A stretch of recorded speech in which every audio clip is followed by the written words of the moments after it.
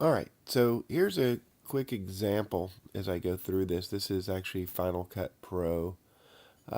If you look at this particular clip, this transaction or project that I'm working on, you can see it's 1920 by 1080, which is one of the formats that is supported by the Christie projector.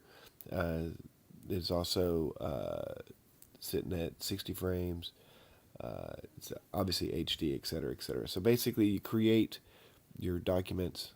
I actually create a compound clip. So if I double click into this, you can see each one of my graphics. So these are just individual JPEGs that I drag out and then do a transition. So you can change the length of any of these things. I throw in movies in here where I need to throw in movies. The key to all of this is if you look at it, it stays the 1920 that I was talking about.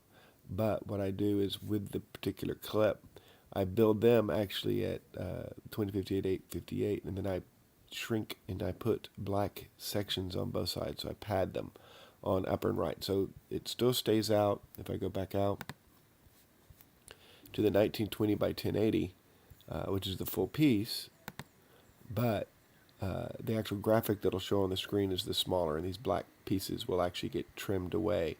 And this is how you, when you actually show on the Christie, when you're running the program, you go ahead and set it to scope. And what it'll do is, even though this is a flat format, it will show it in scope and basically trim the tops and the bottoms off, and then fill your screen left to right. So this will make it look as if it is scope. So that makes it really nice to be able to fill up the entire screen, right? If you decide to do all of your advertising in flat, then obviously just fill it completely out. So the reason why I do a compound clip, drill back into it, and see these pieces is that I have different areas where I have movies that have audio. And so it makes it easy then to be able to just edit one advertising clip and change my added music. This is the music that I add to the bottom of it. So it plays when there's not audio. And then I have 4 different clips that'll play the half hour before I actually run it out.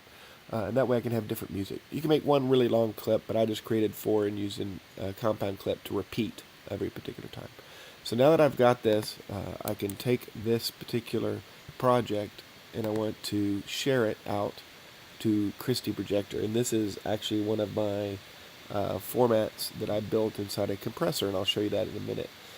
This makes it really easier to add these output devices from compressor into Final Cut Pro, so you don't have to do multiple tasks. The way you can do that is you go to Add Destination, and you see the different destinations, and there's actually compressor settings. You click on that, and these are all the different settings that you manually created, and whether they're built-in or the custom ones, actually create custom ones, and I'll show you that in a minute. And then you can select that, and then it would actually show up as a destination that you can share to. So that makes it really easy to take a project and send directly to compressor, which actually creates the file. Really simple, real easy. So that's how I create the files through Final Cut Pro, and I'll show you now. Here's compressor, and this is my Christie projector format that I actually output to. It is MPEG-2, as you see, and it automatically comes with stereo left-right, 48 kilohertz. There's nothing you need to do. You can see it doesn't really give you a choice, and that is MPEG-1 layer 2 from what I understand. Sometimes I can add an equalizer on here, and the reason why is if there's some hiss or something from bad graphics, you can actually get rid of the high ends. It'll usually get rid of some hiss, but for now we won't mess with that, and you can unclick and take that off. So now when you add a file to this, and let me find just a little simple file. Let's bring a trailer in here. Let's bring that one, Mom's Night Out trailer. Oop. Drag that over in here. So now that I have an object in here, I can add the output. And I just say I want to go to Christie Projector and say OK. And this will all automatically happen when you share it through Final Cut. But if you're not using Final Cut, you can actually add it this way. Now you click on the particular setting that you want to output to, and it comes up on the right. The key is transport stream, not elementary, not program. You want it to be on transport stream. In the video, I like to use my frame rates of 24, but it does accept others, 23, 976, etc. I keep it at 24. It makes it easy. You can do anamorphic. You can turn it off to what its format manually, or otherwise I keep it automatic just to make it nice. I always do IBBP. That's actually a way that it does the different frames and how it lays them out, and which ones it repeats and which ones it only takes the difference from. That is a lot of extra information. If you want to do more, you can. I just say best and let it be, because I don't mind it taking some extra time. If for some reason, you can kind of see the video, if you want to trim some of it or do something different, you can actually add padding down here, which will squat it. You have to actually zero it back out when you're done, or you can actually crop sides of it, right, and manually crop them and get rid of pieces that you don't want to get if it's not sitting just right. So now that you have it, I'll show you the audio piece again. Again, there's no real, when you do transport, there's no different options. It's just that one option. Then you just hit start batch, and it will run. And it shouldn't take too long.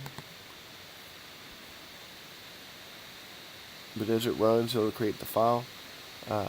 And then what you do when you get the file, when it's done, it'll have like an M2S or MTS, a different format. You just rename the extension to TS, to .ts, and that will actually let it run on your Christie projector. So basically that's it. If you have any other questions, let me know. As this thing pops out, I actually don't even know where it's actually coming out. Odds are it's putting it back over here. Yep, there you see it. M2T is what it comes out as. You can see the actual file as it comes out. Just get rid of the extension M2T and replace it with .ts.